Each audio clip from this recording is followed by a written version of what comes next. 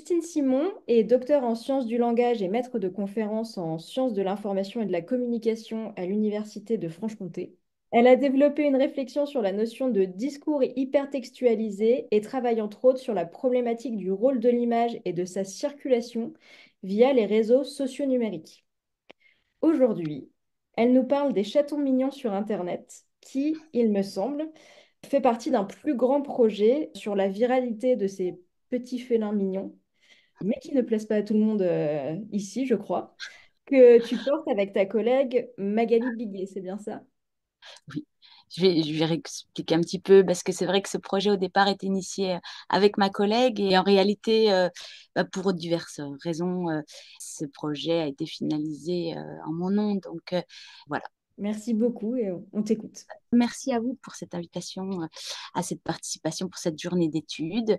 Et donc, l'approche est un petit peu différente. Je travaille donc, comme vous l'avez dit, en sciences de l'information et de la communication. Et le terrain est celui des chatons mignons. Alors, c'est une excuse en fait pour parler de viralité, pour parler du fonctionnement des plateformes socio-numériques. Et donc, dans la lignée en fait de mes travaux qui visent à comprendre en fait comment circulent des contenus et plus principalement l'image via les réseaux sociaux numériques, l'idée a été de travailler sur cette figure représentative du remix. Alors, je reviendrai là-dessus sur la question de la culture participative, en lien aussi avec la construction des identités et puis aussi avec toute la dimension économique des plateformes, en lien avec la question du web affectif notamment.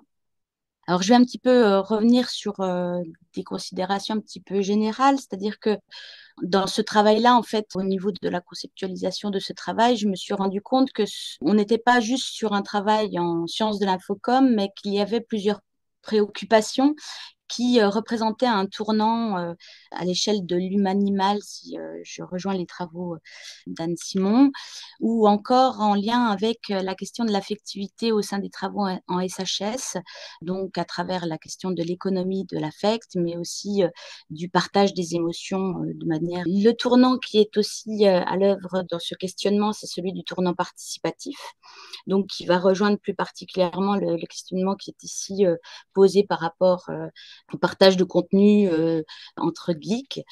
Et il est question aussi, bien évidemment, de la place qui est donnée à l'image au sein des réseaux sociaux numériques, qui est de plus en plus importante et qui va aussi influencer les pratiques des usagers, que ce soit sur de l'image fixe, de l'image sous forme de GIF, de l'image en vidéo, etc. Et puis, se pose la question aussi, et c'est un petit peu là-dessus que je poursuis un peu mes recherches actuellement, d'un tournant musical et d'une place plus particulièrement signifiante liée à la musique au sein de ces échanges. Alors, initialement, je suis docteur en sciences du langage et donc je travaille en analyse du discours, ce qui fait que mon approche et ma méthodologie est celle de l'analyse du discours, qui est adaptée à l'analyse du discours numérique. Donc, je travaille en fait à cette intersection entre les travaux qui se situent en analyse du discours numérique et les sciences de l'information et de la communication. Par rapport aux différents axes qui vont me préoccuper dans mon approche, ben, le questionnement premier, c'est celui de la culture participative en régime numérique. Donc, cela va rejoindre les travaux de Jenkins ou de Borda par rapport à l'analyse des fans, à l'analyse de tout ce qui est en lien avec la culture du remix. Il est question aussi d'analyse de la construction des identités numériques et se pose la question de la gestion des degrés d'extimité au sein des publications. La notion de régime de visibilité est aussi une question sous-jacente puisque en fait, en fonction de l'identité qui va se jouer dans le partage de publications, on a différents stades, différentes identités qui vont se construire dans une recherche de visibilité plus ou moins marquée, plus ou moins volontaire, plus ou moins inconsciente. Un autre volet qui est pour moi très important dans l'approche analytique des publications sur les réseaux sociaux numériques, c'est d'analyser les degrés de polémicité, c'est-à-dire de voir en fait comment les publications se répondent à travers des logiques conflictuelles. Et pour reprendre l'expression proposée par un de mes collègues, Romain Badoir, essayer de questionner les arènes socio-numériques. Autre dimension importante qui va être intégrée dans mon approche, c'est celle de la valorisation économique des plateformes.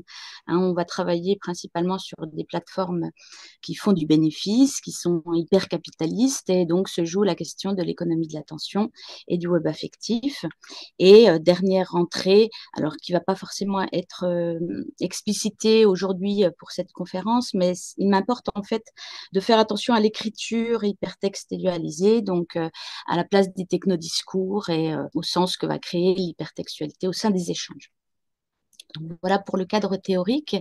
Au niveau du cadre méthodologique, alors il faut se projeter sur une période qui date de 2021, fin 2021, début 2022, où en fait, au début du projet, l'idée c'était de récolter un corpus, et en sachant que le chat étant une figure hyper virale au sein des réseaux, les questions méthodologiques ont été un petit peu difficiles à appréhender.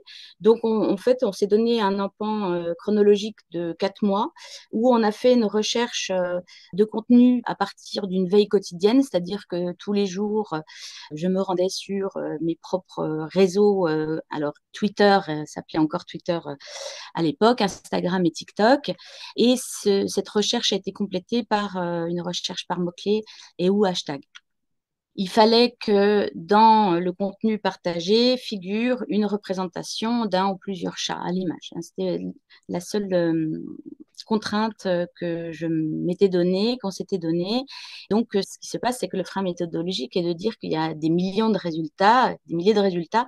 Là, on est sur un relevé qui date de février 2022, et rien que sur le hashtag chat sur Instagram, on est à 15 millions de publications, et le hashtag 4, 258 millions. Donc, on est bien évidemment consciente que ce travail n'est qu'une petite fenêtre représentative de ce qui se passe réellement en termes de partage d'images de chats. Et donc, il faudra bien évidemment mettre en perspective ce biais méthodologique par rapport aux résultats que j'ai pu mettre en avant. D'un point de vue méthodologique, c'est quelque chose de complexe, et aussi du point de vue des valeurs portées par le chat, c'est aussi un frein, puisque l'objet est trivial au sens d'Ivian-Ray, c'est-à-dire qu'il va correspondre à toute une multitude d'échanges, de circulation, de processus de circulation. Et on a, à travers l'analyse, mis en avant 4 axes principaux. Alors, le premier élément sur lequel je ne vais pas revenir aujourd'hui, c'est l'idée que le chat va être utilisé, instrumentalisé, on pourrait dire cela, pour se mettre au service d'un discours politique, dans un contexte de politique politicienne, ou tout simplement dans un projet politique défendant des valeurs, des idéologies. Le deuxième élément qui est bien évidemment marquant par rapport à l'analyse du corpus est l'expérience sociale mémétique, donc ce que j'ai nommé la culture du chat remixé, qui va donc rejoindre plus particulièrement la problématique qui est ici soulevée de qui publie, comment je vais réinvestir du contenu, quelles références je vais utiliser, etc. Autre dimension, celle de l'identité, de l'expérience humanimale, c'est-à-dire que publier une photo de son chat, c'est publier aussi une partie de soi, donc c'est parler de soi. Et donc, il y a une variation qui se fait au niveau des différents degrés d'extimité. Le dernier élément, c'est celui des réactions émotionnelles qui sont portées à travers l'image du chat, du mignon, du cute, et qui va donc générer du trafic et générer aussi des données pour les plateformes qui vont être ensuite revalorisées à travers la notion de capitalisme affectif. Et donc, aujourd'hui, je vais revenir sur ces 3 éléments-là, sur la question du remix, sur la question des identités et des objets dérivés, plus particulièrement en lien avec l'économie de l'attention. Hop là, c'est moi. Alors, vous reconnaissez certainement cette vidéo qui va fusionner ici deux mèmes très connus. Alors, le chat blanc qui va être nommé différemment selon les cas. Donc, bon, j'ai pris cet exemple-là parce il apparaît dans mon corpus, mais il est vraiment, il exprime vraiment cette expérience mémétique qui est celle de la culture du remix, qui va être caractérisée alors par un amusement collectif rebelle.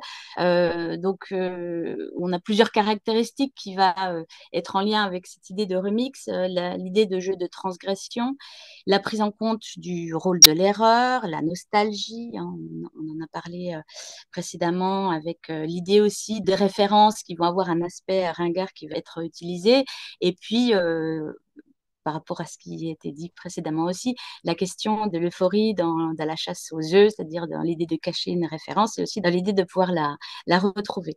Vous avez ici, je vais lancer la lecture, un exemple d'une publication TikTok qui va reprendre cette publication.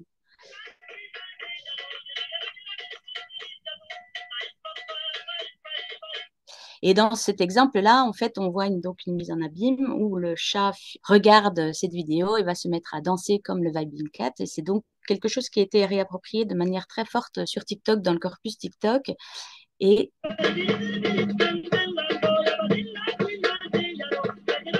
Et donc, sur cette deuxième vidéo, alors qui est hors corpus, du coup, puisque je ne voulais que des images de chats, on est donc dans une réappropriation qui va encore une fois utiliser donc, cette mise en abîme du crapaud qui regarde un crapaud dansant, etc., à travers différents écrans. Ce qui est très intéressant, c'est qu'il n'y a plus de chat et donc on est vraiment dans cette quête des œufs de Pâques, de la référence qui va être connue par les fans de chats. Et cette représentation, en fait, fait écho à un projet qui a été mené en 2003. C'était un projet artistique participatif qui visait à photographier, en fait, un chat devant un écran d'ordinateur qui était photographié. Et ensuite, une autre personne allait photographier son chat regardant cet écran, etc. Et cette mise en abîme à l'infini, entre guillemets, a produit au total 1856 photographies, ce qui s'appelle le Infinite Cat Project. Donc, on imagine qu'à travers cette expression mimétique, il y a une référence à ce projet qui peut être perçue de manière consciente. Au niveau de la culture du char mixé, donc toujours dans cette idée que la référence, elle est connue par l'ensemble de la communauté des fans de chats et que cette référence est tellement connue qu'il n'y a plus forcément besoin de la nommer et qu'une simple photographie, comme vous avez à gauche de l'écran, d'un chat qui va traverser un faisceau de lumière de type arc-en-ciel va évoquer le Nyan Cat. Alors ici, c'est appuyé par le discours d'escorte qui va nous dire que c'est le Nyan Cat qui apparaît, mais même sans cette confortation dans le discours d'escorte, on a ce genre de publications qui vont donc créer des liens de complicité dans les communautés de fans de chats et qui vont reconnaître cette figure de proue du chat remixé, le Nyan Cat, qui s'accompagne d'une petite musique que vous connaissez peut-être, Nyan, Nyan, Nyan, que vous entendrez juste après. Alors, oui, pareil, au niveau de l'animation, il y avait aussi une petite animation surprise, mais...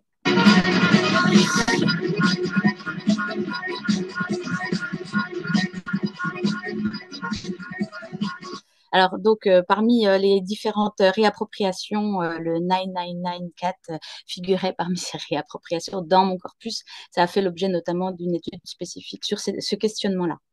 Toujours dans cette idée de culture du chat remixé, donc ce qu'on observe en fait, c'est qu'il y a vraiment une dynamique exponentielle qui se voit encore à l'heure d'aujourd'hui. Et je ne sais pas si vous avez entendu ou vu circuler le mème du chipi chapa chapa doubi doubi doubi douba, qui va en fait proposer donc de la même manière que le Nyan Cat l'avait fait donc en 2011, une vidéo qui propose 10 heures de visionnement du même. Et donc ici, sur le Chipi Chapa Doubi Douba, en 2024, en 3 mois, on a déjà obtenu, alors rien que sur cette vidéo-là, 21 millions de visionnements. Et c'est aussi une figure de la viralité qui est très forte sur TikTok. Et sur TikTok, cette culture du remix s'exprime à travers des croisements, justement, entre ces différents mèmes, où la musique joue un rôle important.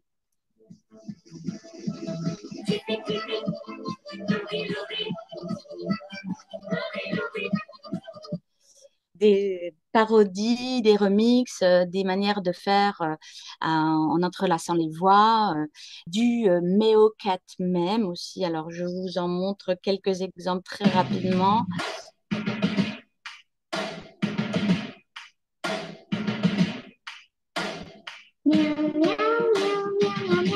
Alors, le principe de faire en fait chanter le miaulement du chat, alors qu'il soit réel ou trafiqué, artificiel, c'est aussi un élément qui va aussi favoriser la viralité de ce type de contenu.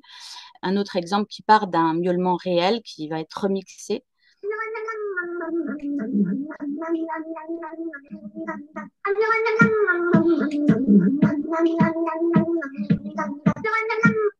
Et donc là, on est aussi dans cette problématique de la question de la visibilité, puisque le statut n'est plus juste celui de l'amateur, on est plus dans l'amateur professionnel, quelqu'un qui va avoir un statut au niveau artistique, comme dans la vidéo ici.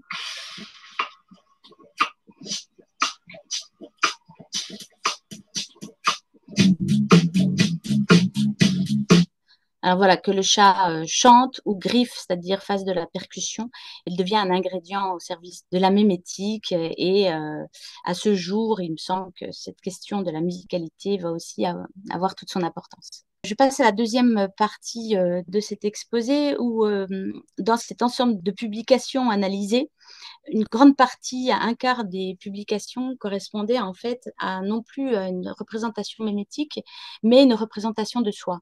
Donc la visée humoristique n'est plus présente. L'idée est de parler de soi, l'idée est de parler de ce que je fais dans mon quotidien. On construit en fait une image de soi, ce qui va rejoindre la notion d'éthos. Donc ici d'éthos discursif socio-numérique, c'est-à-dire d'une construction dans le discours de l'image que l'on souhaite mettre en avant de soi aux yeux de sa communauté. Et ce qui est intéressant, c'est que dans cette construction de l'éthos, on a à la fois une construction de l'éthos qui va s'orienter sur la personne stricte, c'est-à-dire sur une identité, sur l'individu, mais aussi on a différents degrés d'élargissement qui va en fait construire des éthos d'un moi avec un toi, d'un moi avec lui, d'un moi avec vous, d'un moi comprenant en fait un ensemble de personnes ou l'animal également, qui va construire donc des éthos discursifs collectifs. Je vais vous montrer quelques exemples en sachant que je n'ai pas repris systématiquement les différents degrés qui ont été mis au jour dans l'analyse.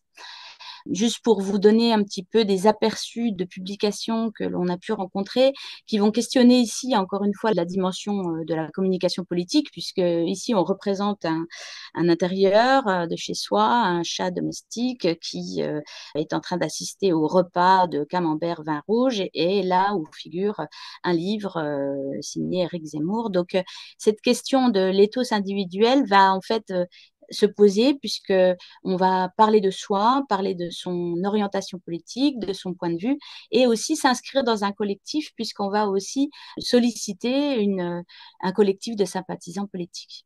Autre exemple, alors beaucoup plus orienté vers une orientation personnelle, puisque au sein de la communauté des publications que j'ai analysées, il y avait la communauté des enseignants-chercheurs. Donc un ethos individuel qui se construit avec un collectif qui va correspondre à une profession, donc ici une communauté d'enseignants-chercheurs, qui va se mettre en avant à travers le travail, les visios, les différentes conférences en ligne avec son chat. La notion d'extimité est aussi, donc il y a différents degrés de dévoilement de soi qui va être plus ou moins maîtrisé. On va considérer que le degré de monstration de son extimité n'est pas forcément toujours bien maîtrisé ou bien consciente et met en avant souvent, donc ça va faire le lien avec la dernière partie, la question de l'affectivité. C'est-à-dire que l'idée, c'est de se mettre en avant une complicité entre l'humain et le chat. Après, on a aussi tout un tas de publications qui vont instrumentaliser cette affectivité, cette représentation humanimale entre l'animal et la personne pour en faire de la publicité. Donc ici, vous avez un exemple d'une influenceuse qui va travailler en direction de la marque Royal Canin France. Sur TikTok, là où le degré d'extimité est le plus fort, en tout cas, il est observé de manière plus forte à travers les publications, notamment à travers la représentation de soi en selfie. On a donc des mises en scène qui souvent jouent beaucoup sur la question de l'amusement, sur la narrativité. On est sur un mode beaucoup plus au second degré, sur la fiction, et on va donc se représenter, mais dans une représentation plus fictionnelle. Alors j'en viens à la troisième et dernière partie de l'exposé sur la question du web affectif et des objets dérivés. Avant de parler des objets dérivés et du web affectif, il s'agit de dire que dans l'ensemble des publications qui ont été analysées, ont été mises de côté toutes les publications où émanait une émotion ressentie, en tout cas mise en avant dans la publication. Et toutes ces publications qui relevaient d'une émotion particulière ont ensuite été analysées de manière critique par rapport à la notion de web affectif. Et adapté au sujet des chats, j'ai proposé la notion de click et cat qui va en fait correspondre à l'action génératrice d'attention relative à un contenu lié au chat. C'est-à-dire en tant que forme de digital affective labor, je rejoins ici, je cite ici les travaux d'Antonio Casi. Le click et cat est un travail invisible des fans de chats qui agissent sur leur réseau au quotidien, c'est-à-dire à la fois à partir du partage de photos de chats, de selfie cat, des selfies avec son chat, en utilisant des hashtags de chatons mignons, des emojis, des gifs ou des mèmes de chats, en partageant, en aimant, commentant, etc. Toutes ces actions, tous ces signes en fait qui vont partager, apprécier un contenu, va donc être récupéré par les plateformes pour ajuster l'algorithme de recommandation qui est proposé donc aux utilisateurs fans de chats pour créer de la valeur économique par la revente de ces données à leurs partenaires économiques. Donc ici, vous avez plusieurs exemples à droite d'objets dérivés qui ont été donc vus dans notre corpus, que ce soit des Lego du Grumpy Cat, le doudou du Long Cat ou le Cat Banana en porte-clés. La dimension qui est en lien plus avec une publicité et même jusqu'à une plateforme de commercialisation a été rencontrée sur Instagram à travers ce qu'on a appelé des comptes de rééditorialisation, c'est-à-dire des comptes qui vont repartager du contenu et souvent en mettant en lien l'origine du compte d'où provient la publication. Autre forme d'objet pop qui a une dimension commerciale, mais surtout qui questionne l'idéologie nazie. Alors, plusieurs publications ont consisté à partager des figurines en lien avec le nazisme, dont ce petit chat à la moustache et la coiffure ressemblant à Adolf Hitler. On a tout un tas de publications en fait qui sont des démonstrations de chats, mais qui sont en cosplay, qui vont en fait être déguisés, mais qui vont aussi montrer une pratique collaborative, une pratique de fans d'eux. Et donc les chats sont utilisés pour aussi devenir des sortes de mannequins qui vont permettre de pouvoir accéder à une boutique d'achat de déguisements pour Halloween, d'accessoires, etc. Et on a de véritables en fait cat celebrities qui donc les cat celebrities existaient, mais on en a de nouvelles qui sont des vrais chats mannequins où en fait on va montrer ces chats comme étant eux-mêmes des objets qui pourront ensuite être achetés, des chats de race notamment.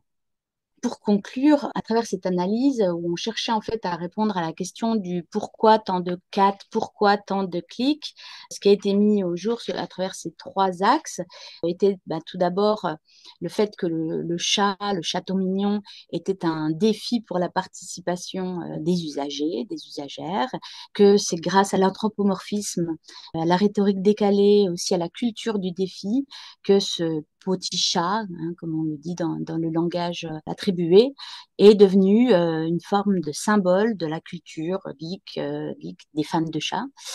Le deuxième élément qui a été mis en avant, c'est l'idée que le chat est un véritable miroir de soi, c'est-à-dire qu'il permet de parler de soi à travers différents degrés d'extimité et qui permet de valoriser des liaisons numériques significatives entre différents niveaux de la communauté, mais aussi avec son animal, à travers cette idée d'humanimalité connectée. Et donc, on va aussi voir différents degrés dans les différents régimes de visibilité où les amateurs et les professionnels, les catfluenceurs n'ont pas non plus le même statut du point de vue de l'objectif communicationnel. Et dans un troisième et dernier temps, le chaton mignon est considéré comme une machine à clics et que ces valeurs qui sont mises en avant d'un point de vue émotionnel deviennent des valeurs affectives puisqu'ils vont correspondre à des éléments permettant de transformer en données des capsules affectives, comme le nomme Albin Wagner, qui permettent d'augmenter la viralité et qui sont vraiment des symboles de nos sociétés postmodernes hyper-capitalistes, dans le sens où le corpus analysé correspond à des réseaux socio-numériques capitalistes, où finalement, ce qui importe, c'est d'augmenter l'affect et d'augmenter la circulation. Et pour terminer, je dirais, je citerai les collègues Camille Allouin, Laurent Salard, Le Béchec et Pierre, qui nous dit que plus ça affecte, plus ça circule, plus ça circule, plus ça affecte. Voilà, je vous remercie pour votre attention.